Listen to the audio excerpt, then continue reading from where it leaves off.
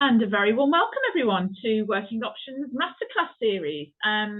We are a charity that provides various interactions with employers for young people to help them fulfill their potential and develop their life skills and to have that valuable interaction with employers. And today's session is being led with us today with colleagues from Erevena.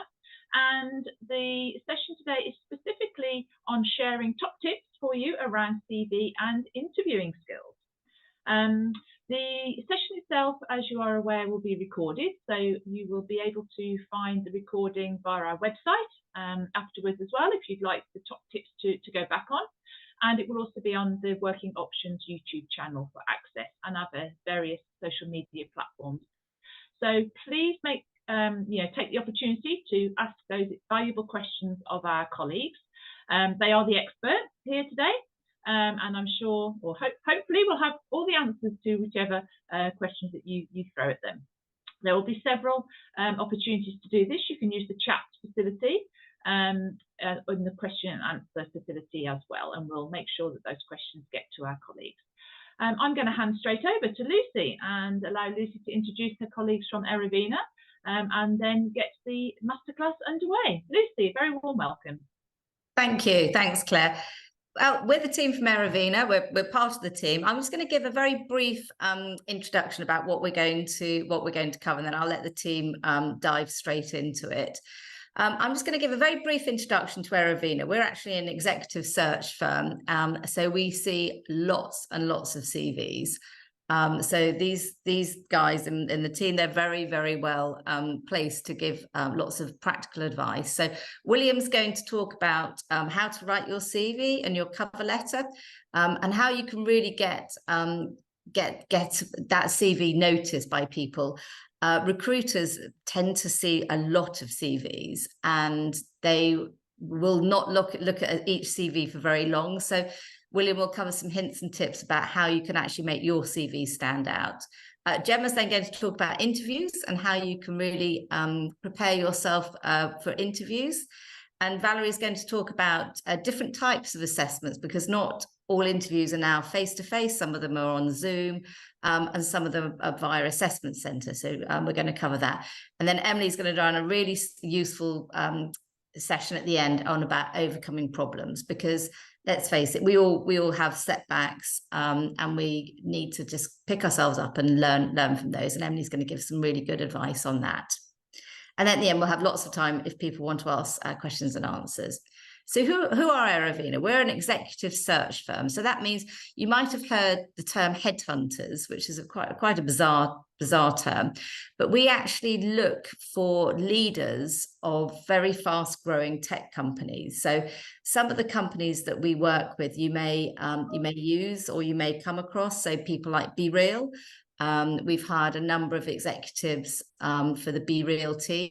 Too Good to Go, we've hired a couple of executives to help them grow their business. And Zoom, which we're using today, we very recently hired their head of Europe. So we work with companies to hire very senior people to help them grow their businesses. And these companies pay us to deliver that service. So we see a lot of CVs, and I mean a lot of CVs. So it's really great that the team can help share the tips on how we can make these CVs stand out. And CV presentation and interviewing, it really is important. So I hope you enjoy the session, and I hope you learn lots from it. So I'm now going to hand over to William. Okay. Hello, everyone. My name is William, and I work at Erevena, as Lucy has mentioned.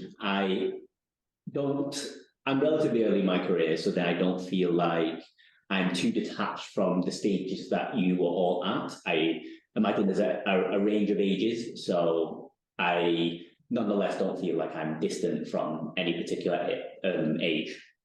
So Lucy, onto the next slide, please.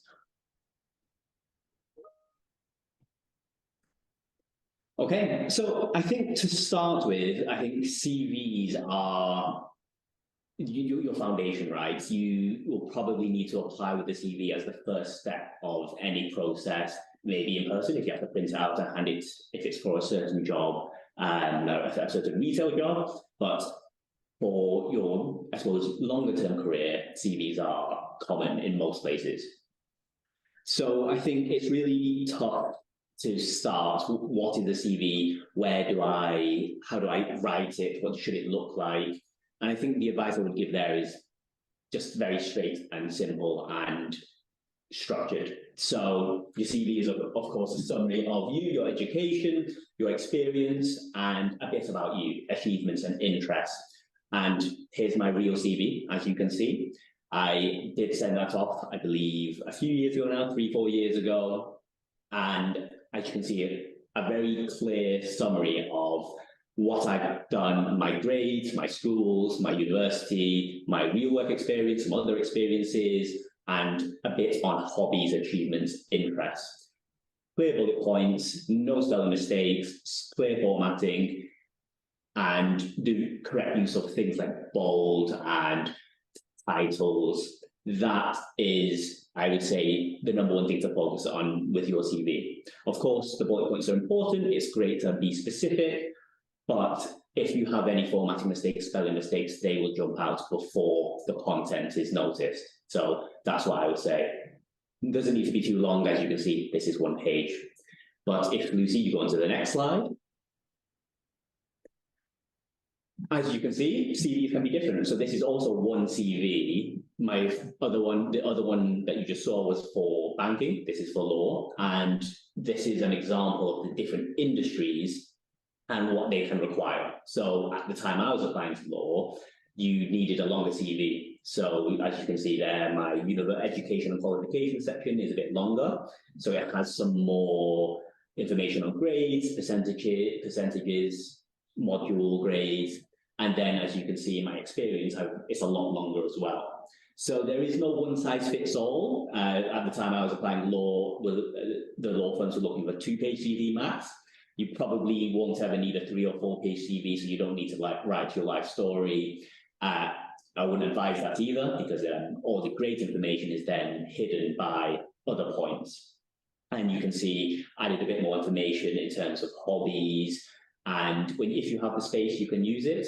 Of course, sending a half-page CV might look a little odd, but if you keep it around 1 page or 2 page for the relevant industry, you can also do that. I'll jump into a question as they come along, but feel free to send in questions as you are, as you think of them. So how do you know what's expected from you in terms of the industry, in terms of the company? Of course, it can all vary. So a really good, valid point there. And what I'd say is speak to people, use everything that's around you. And of course, we live in a digital age. So on this side, you can see where do you look for all of this kind of information, the jobs themselves, what they need from you. There's plenty of good websites that give you this kind of insight. So of course, just Google banking CV or CV for law, and you have websites like Legal Cheek, and you'll have so many other websites that you can see on the slides, and they can let you know what we expect. Some websites even just list it outright, 2 pages, 1 page, and sometimes they don't. Sometimes they don't tell you exactly what to expect. So then I would go safely, stick to the 1-page CV. And what I like to think there is Elon Musk can write his CV in 1 page, the person who founded Tesla, the person who founded many brilliant companies, one of the richest people in the world. If he can get his CV to 1 page, so can you. And that's what I'd stick with if you don't know. And no one will penalize you if it's one page. But of course, if you know if it needs to be 2, go for 2. And of course, in terms of just where to look, where to think, any information, Google's your best friend. Look for companies, look for industries. What is the big 4 accountancy firms, let's say? What is FMCG? And all that information should come to you. And of course, if you'll be applying with other people, I'm sure you'll know someone, speak to them. How long was your CV for that company actually? What should I do? And of course, if you go to university or if you're in A-levels, there will be career services. Speak to those individuals. How should you structure your CV? How should you go for this industry. They'll have insights as well. They'll partner with companies. Organizations like Working Options can give you that insight. So speak to people, speak to anything and everyone you can. That's what I would say. And utilize all your resources, like your recruiters, like us, certain companies like Dartmouth Partners, speak to certain pools of candidates like yourselves or you in a few years. And yeah, that's what I would say. Use all your resources. And of course, super importantly, get ahead of your deadlines. All of this Googling, all of these CVs, all of these cover letters can get really overwhelming. Make sure you don't miss any dates just because you're working so hard on the research, on the application. On to the next slide, Lucy, please. And quickly on cover letters, I would have covered a lot of these points with the CV. It's once again simple. Keep it structured, keep it clear, no mistakes, and there's certain formats to follow. But generally, first paragraph, who are you? Where are you up to? Why are you applying to the industry? Second paragraph / third or middle section, why that company, why that scheme specifically, and then in your final one, your skills and suitability, where did you pick up the relevant skills? You can keep this to one page as well. And it's a letter, so keep your formalities, like your addresses, yours sincerely, yours faithfully, and yeah, I know that was quite quick, but I don't want to say it too long. Of course, you can always pause on the recording, look at the sections, a bit more sense and give you that context for later. And I know we got, but we'll save questions to the end and we'll move on to the next section. Perfect. So I am Gemma. I joined Erevena in September last year as a grad, and I've been here for around 9 months now. And before that, I was studying at the University of Liverpool. So I really do understand the place you guys are in.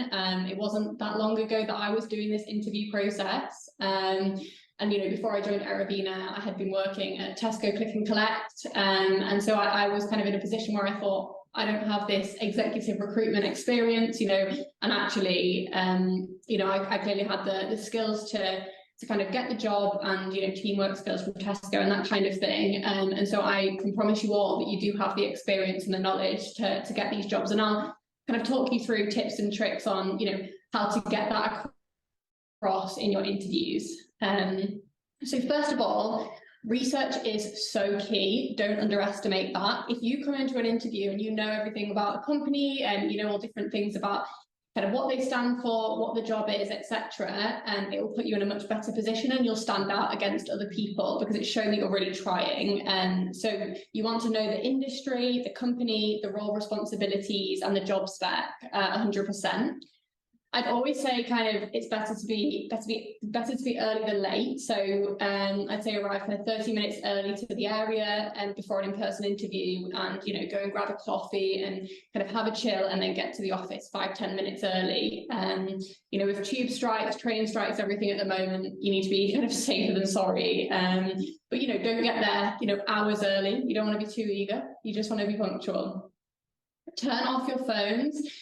If you're anything like me, especially when I was a student, you just want to check your phone all the time if it's on. So don't give yourself the opportunity to do that. Just switch it off and you can't have that possibility for a distraction. What to wear always feels like a big question. And the best kind of advice that I was given is dress like the company. So are they smart or smart casual? And you kind of want to mirror that.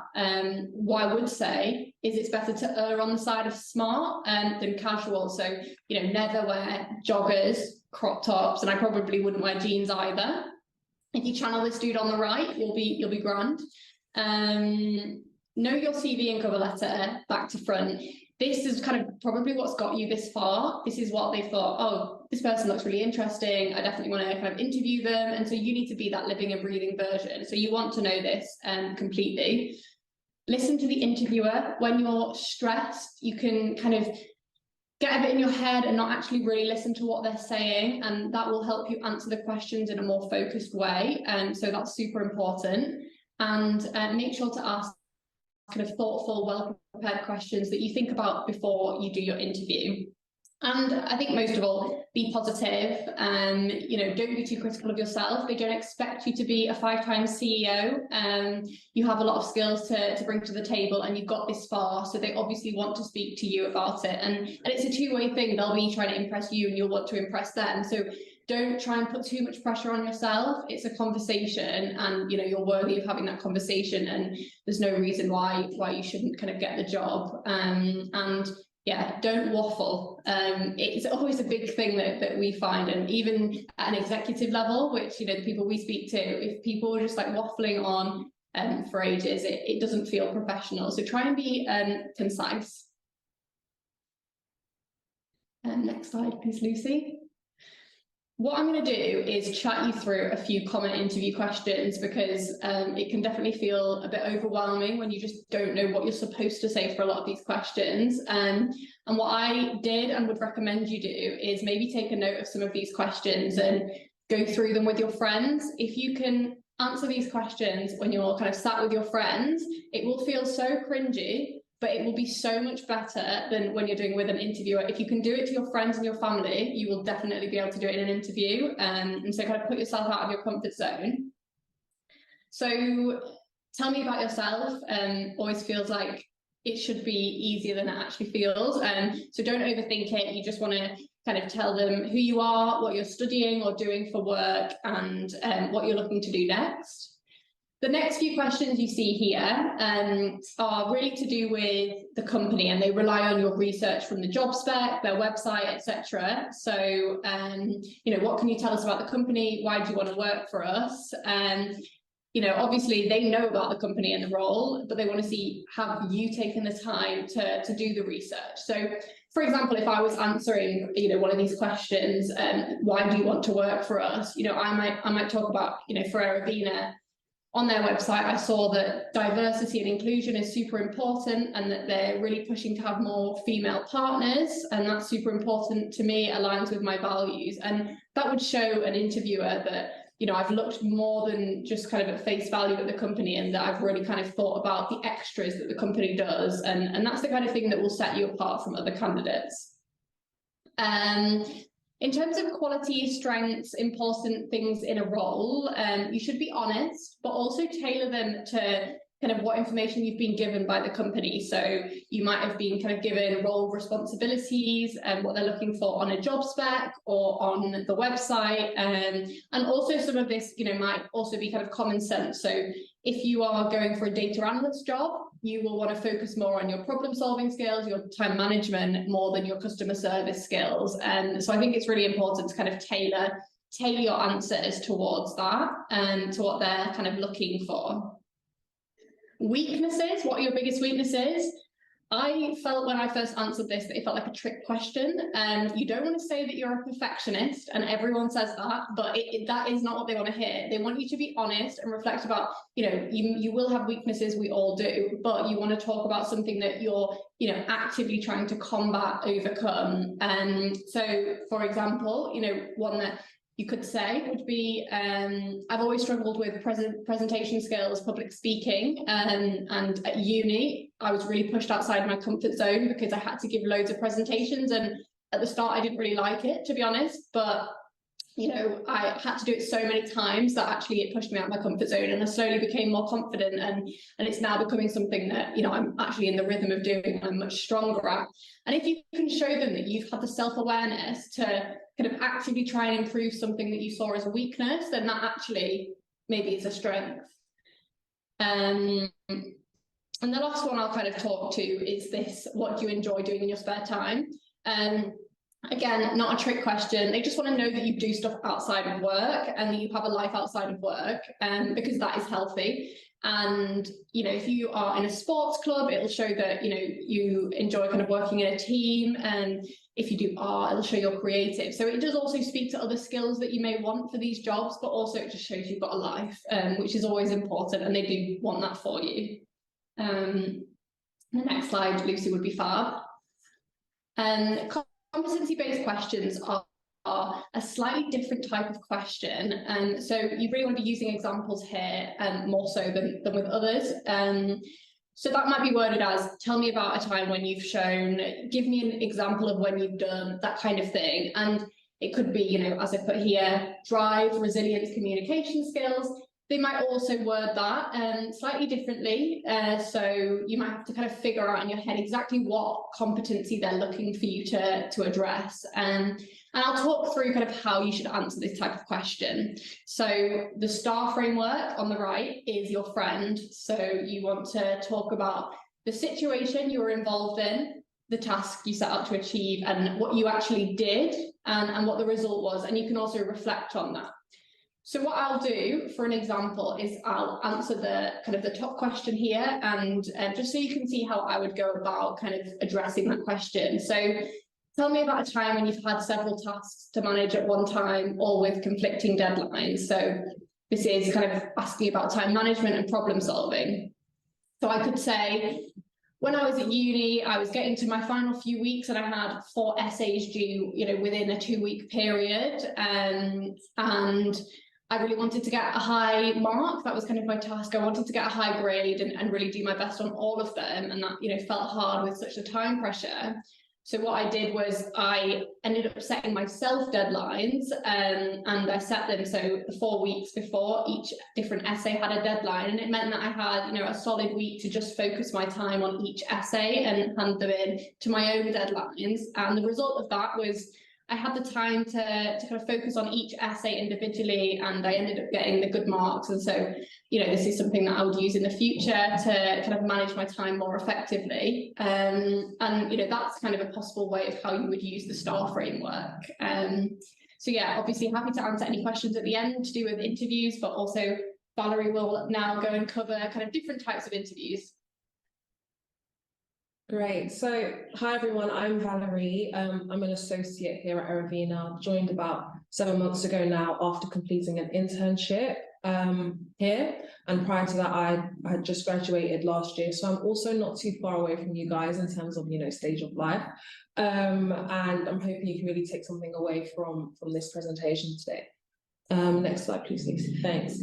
So, virtual interviews, as I'm sure some of you may already know, they are basically just interviews that take place remotely, and they are becoming a lot more common, especially since the pandemic.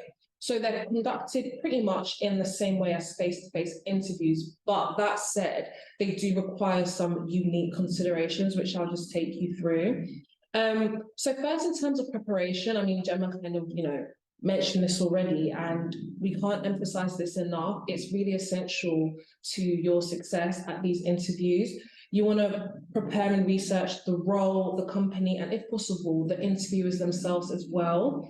You can check out websites, the videos on YouTube, and also look into any news coverage on the organization. This will help you give a lot more insightful and detailed answers to questions like why our company, for example, and it will really help set you apart from other individuals as well.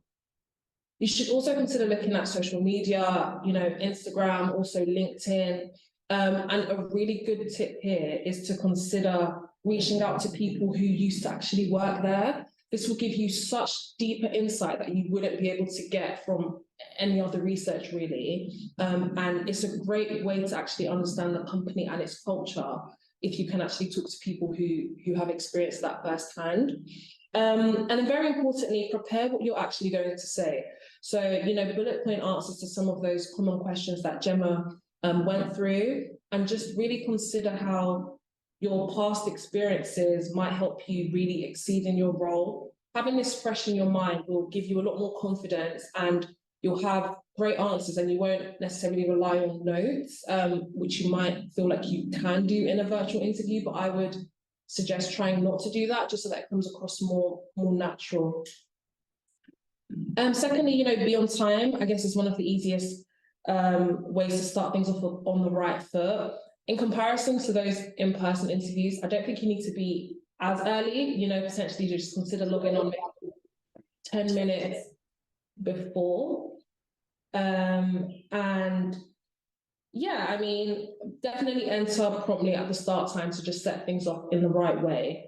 Thirdly, please do dress for success. Even though you might be, in your bedroom or somewhere comfortable at home, you want to dress in the exact same way you would if you were going into the company's offices.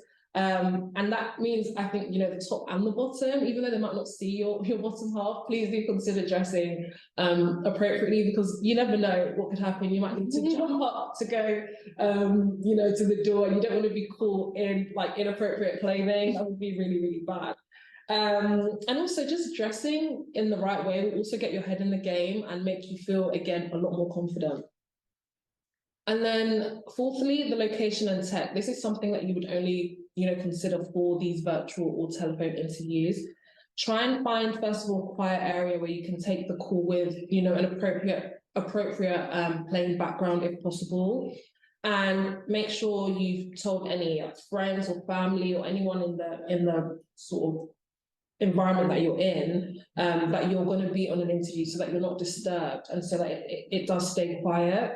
And to really ensure everything does go smoothly, try and have a test of the technology beforehand if you can, potentially with a friend or someone you trust, so that when going in, everything is smooth. And then during the interview, you just want to treat it like an in-person interview, really. Take it just as seriously. I guess with virtual interviews specifically, it can be harder to come across that you're engaged compared to when you're in person, and you can use body language and prompts like that. So I would suggest things like nodding your head, asking some clarifying questions when necessary will really show the interviewer that you're engaged, you are listening, and that you are interested. And also take some notes. This shows you're listening and will also be really helpful when potentially asking questions at the end. And I guess off the back of that, do come to the interviews with questions. I think Gemma mentioned this already, but it does show really good initiative and interest. I would suggest, looking online if you can't think of any, but really try to think of questions that you wouldn't have been able to find the answer online. That would be my tip there. And then finally, it is okay to be nervous. I think it really shows that you care. And if you are feeling nervous on those calls, I would suggest just remembering to breathe, and also trying to keep, some water nearby that you could reach on to have a sip and take a pause, so that you can, reflect before answering those questions. Next slide, please, Lucy. And then in terms of one-to-one interviews, quite similar to the virtual interview tips I just gave. Again, here, research and preparation really is key. And I think practicing with someone that you trust is essential, because you can check things like your pace. Are you talking too fast? Are you talking too slow? And you can make those adjustments if necessary. During these one-to-one interviews, you want to be professional. Please don't use any informal language. And I think in terms of just the actual answers themselves, try and be quite concise. I think nothing more than 1 to 2 minutes is needed.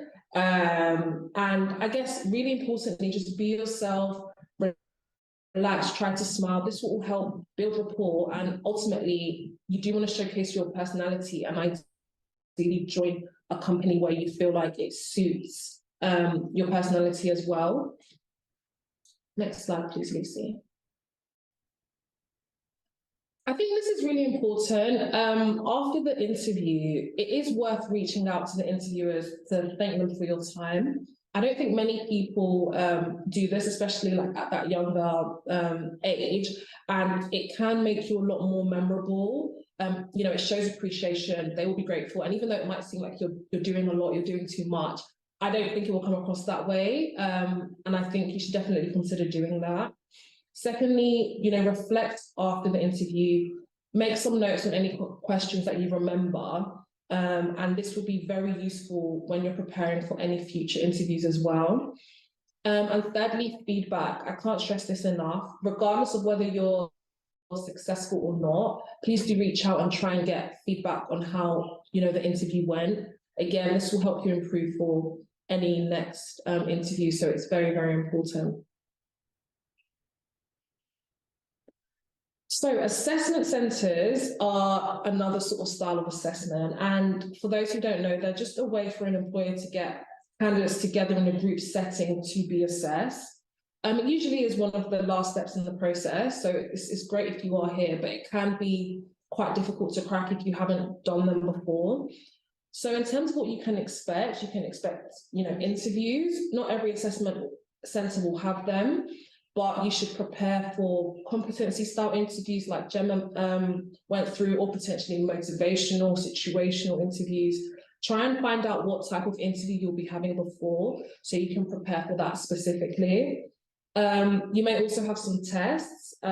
You could be presented with various different types of tests, like psychometric ones, which I will go through on the next slide in a bit more detail. You could also have a presentation. Again, not all employers will include this, but if they do, they will be testing, your communication and your presentation skills. So it's important here to really ensure that you stick to any time that you've been allocated, but also that you follow a very clear structure. And then another thing that could happen are some social and networking events. This could be a lunch, a dinner, a coffee break.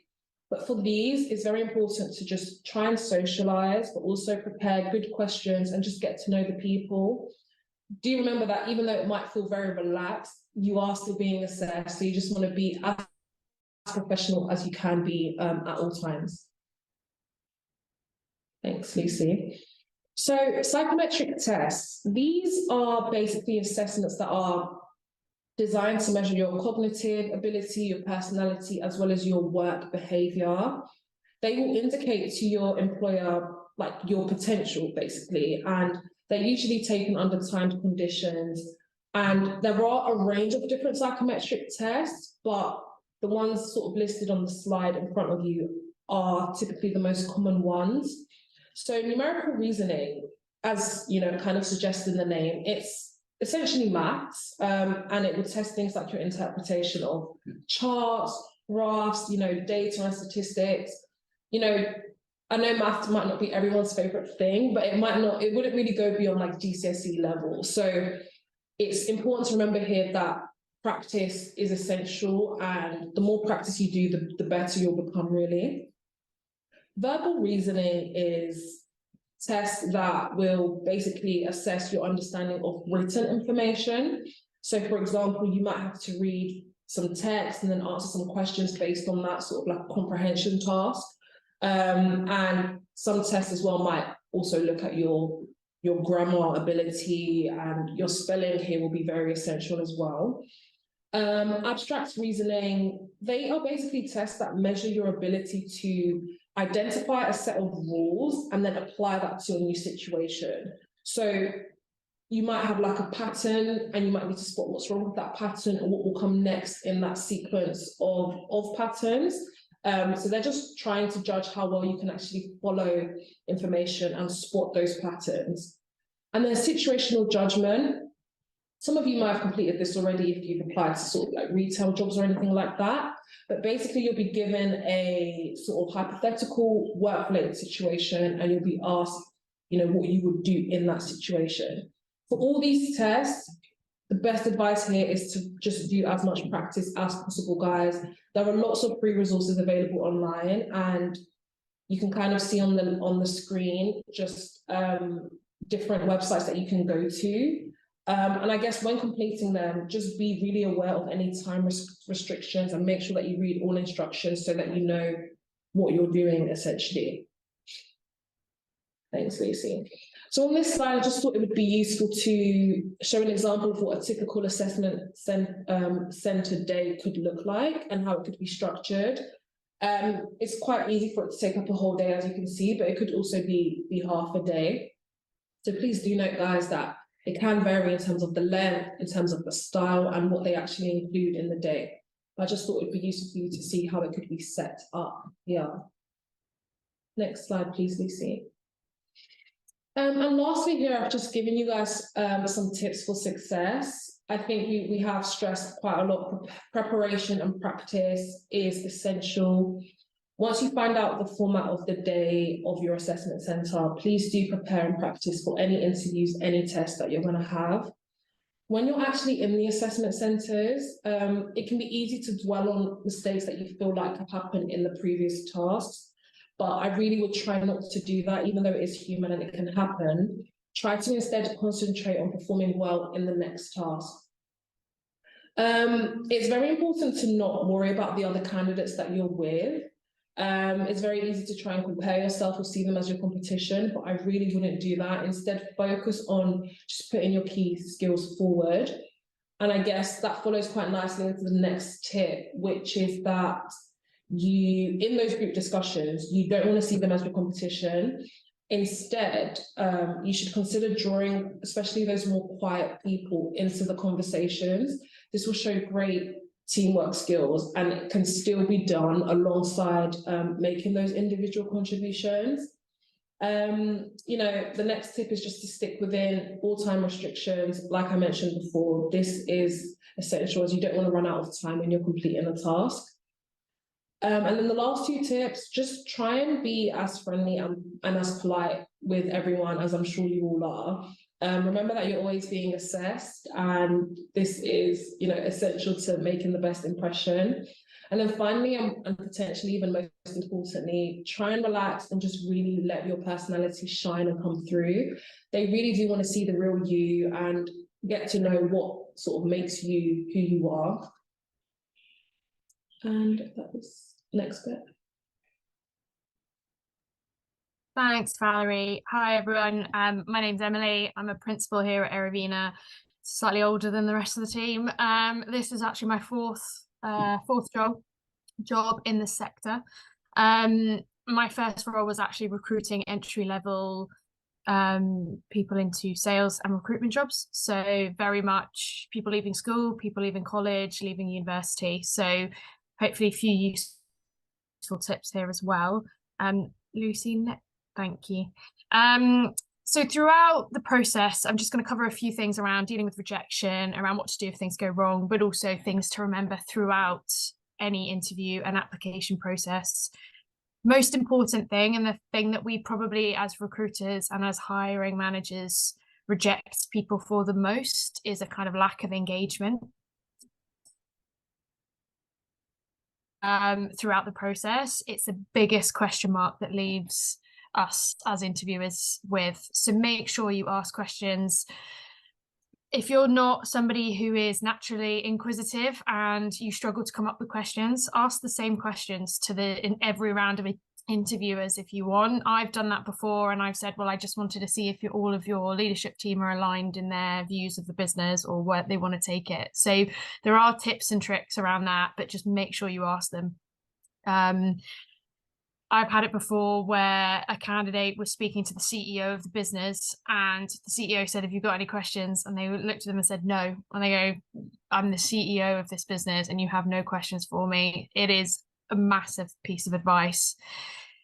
There are 3 areas of questions at the moment that will make you stand out as a candidate if you ask. And again, you can ask them in any process, in any business, for any role, because they are 3 issues facing every single business and every single industry in the world and in the UK at the moment.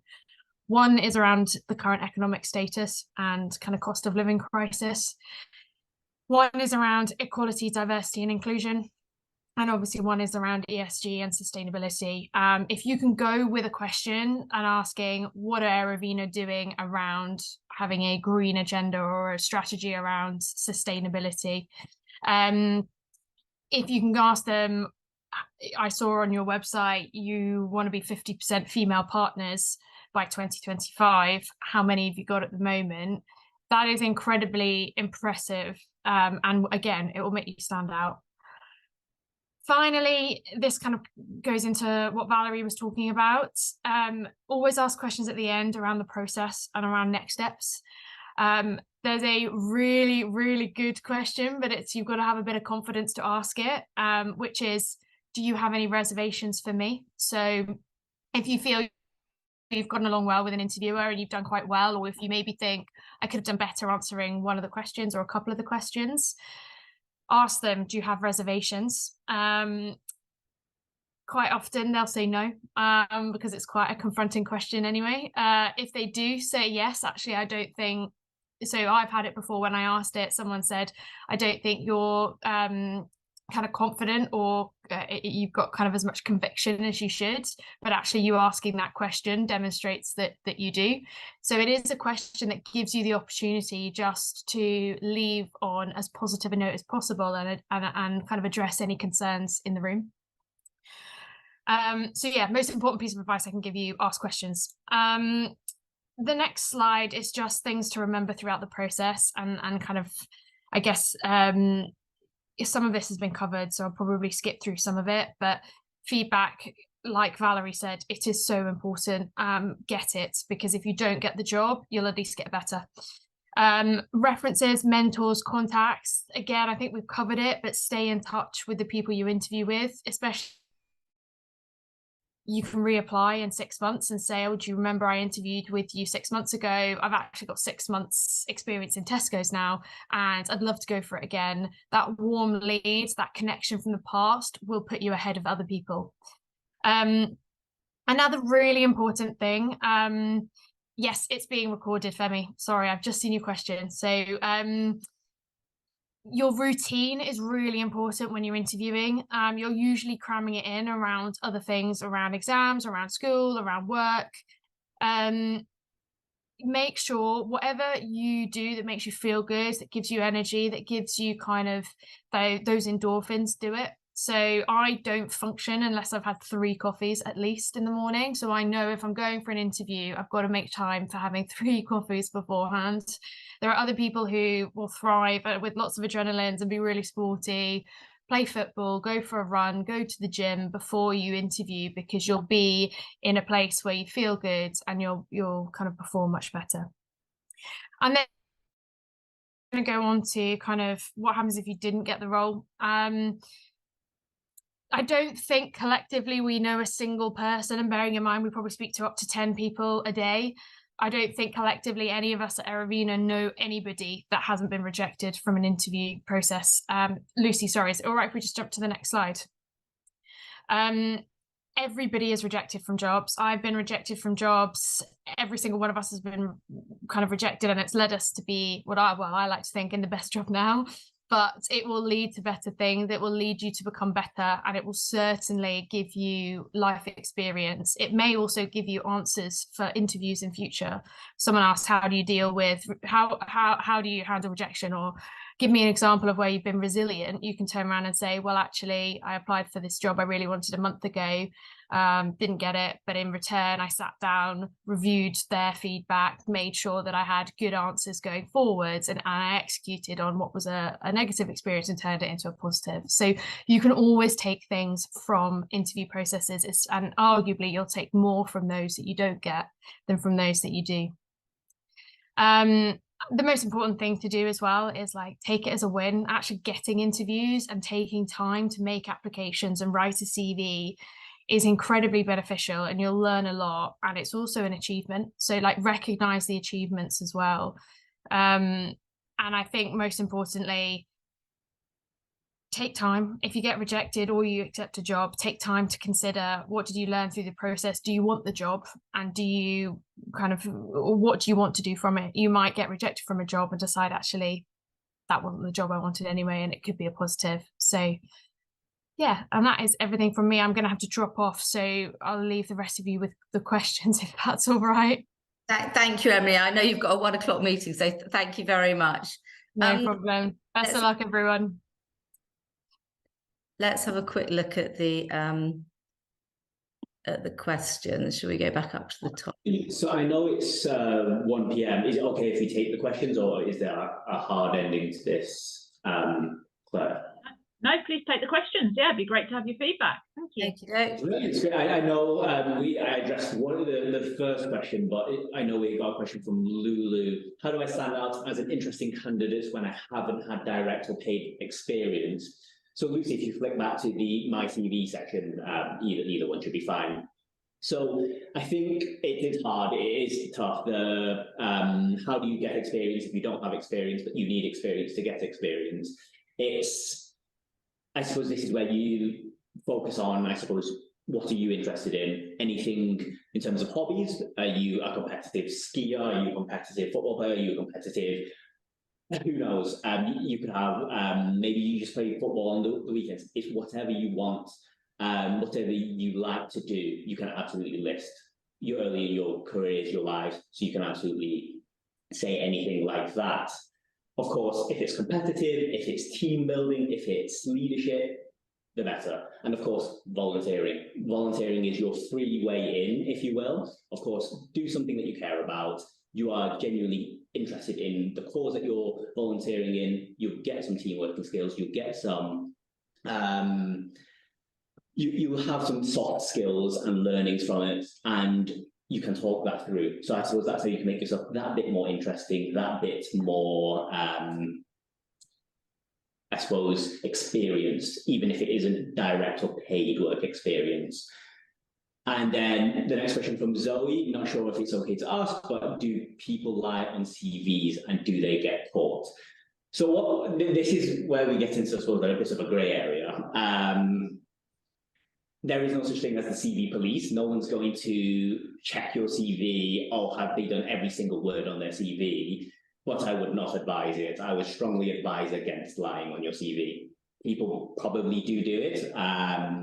But just remember, let's say you get to interview. Let's say you have to face someone and they say, oh, you told me you're a magician. You told me you can do magic tricks. Here's a deck of cards. Do me a magic trick. What do you do then? You've lied and you've been caught. Oh, so I placed first in this hard magic trick competition. Oh, okay, show me a trick then. That, of course, that's just one example. There's plenty of others. Oh, so you say you're really good at PowerPoint. Can you talk me through what your best tips are, what your best shortcuts are? You've lied. You have nothing to say, and you will be caught. And if you get caught, I don't think it's quite obvious, right? You'll probably get rejected, or definitely get rejected. So would not advise it, and don't be tempted by other people if they do tell you they are lying on theirs and they get interviews and offers. Even if you do make it to the very end, you get the real job, great. You didn't get caught in your lie. But then you have to do the job and you don't have the skills because you lied. So you never really win, I would say. So that's my advice there.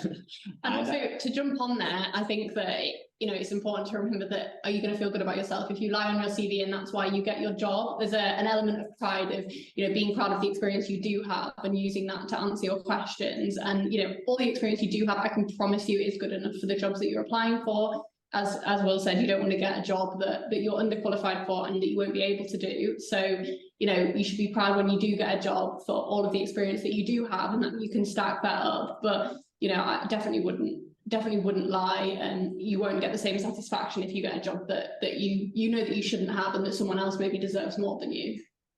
Yeah, I think we all have our own views on this, but it's all pretty aligned. Yeah, Probably. I think just coming in on there though, it's really important that you look at the experience that you've got and you look at how you frame that. So I'm not saying lie, but make what you do sound good, because it is good. So for example, if you work at Starbucks, rather than saying, oh, I work at Starbucks or I work in a cafe, say I work in a busy environment where I serve 85 customers with 100% accuracy. Yeah, so really frame what you do. Don't lie about it, but think about how you frame what you do and how you can make it sound like an achievement. But yeah, don't lie. Yeah, and also just going back to my first question as well, just wanted to highlight the volunteering point. So Lucy, if you could hover your mouse on the second page, third bullet point, yeah, that one, down slightly. Yeah, so as you can see there, that point, that's fundraising. So I fundraise £400 for a charity, and then below that, a night shelter. So I volunteered. That's on my CV. That's what you can write to stand out, fill out your CV a bit. If you don't have the paid experience, which is totally fine, volunteered 110 hours, supported XYZ. So that's, I suppose, how a real example. I did apply. This is very real. I did volunteer at a night shelter. I didn't lie. I didn't exaggerate anything. So that's a hard example of, I suppose, telling the truth and volunteering, making yourself stand out when you don't have the other sections. And then I know we're getting lots of other questions now. So on the ESG point, so Lucy's responded to that: environmental, social, and governance. So, for example, what's the ESG impact of your company's work? if you work in oil and gas, the environmental impact isn't very good. So I suppose that's how I think about it. You can do it very quickly. Social, so if you sell weapons or tobacco, is that a good social impact? That's the kind of thing in terms of ESG. We have a lot of more questions coming in. Lucy, got a question from Lulu. Do you have any work experience at Erevena? How do I get into recruitment? I suppose we can all have our own take on this, but we do work experience, yes, and it's always worth. We don't have a formal channel, but it's always worth approaching us and asking us, because we often have projects. So, for example, I've had interns working with me. Valerie actually came through an intern scheme, but yes, it's always worth reaching out to us and letting us know if it's something that you're interested in. And often we will find a project. So in marketing, I have, over a couple of summers, I've had school leavers or people in the middle of their university degrees coming and working with me for a number of weeks or months. And I've found projects. And the other thing I'll say is we always pay our interns, because I hate organisations who take interns, expect them to do a proper job, and then don't pay them. So yes, please do reach out to us if you're ever interested in coming and giving it a go. I would also say, kind of in terms of getting into recruitment, obviously I started as a grad, and the channel I used was the Graduate Recruitment Bureau, which you could give a Google, and they'll have lots of jobs there, and you can they'll give you a call if you apply to it, and they'll be able to talk you through kind of roles in recruitment, and they take you through the process. And that's how I got my job in Erevena, and I do really recommend it. Brilliant. Well, thank you very much, everyone. Thank you so much. Just a more than half an hour jam-packed of top tips. So hopefully, even if people didn't quite catch anything or everything on today's session, they'll be able to go back and pick out things from the recordings and from the snapshots that we do from this. So thank you so much indeed. And as Lucy said, if there are any additional questions, please send them to us, and we're more than happy to send them on to the experts. So once again, thank you very much, Erevena. Thank you for your time and for your expert advice. Thanks everyone for joining.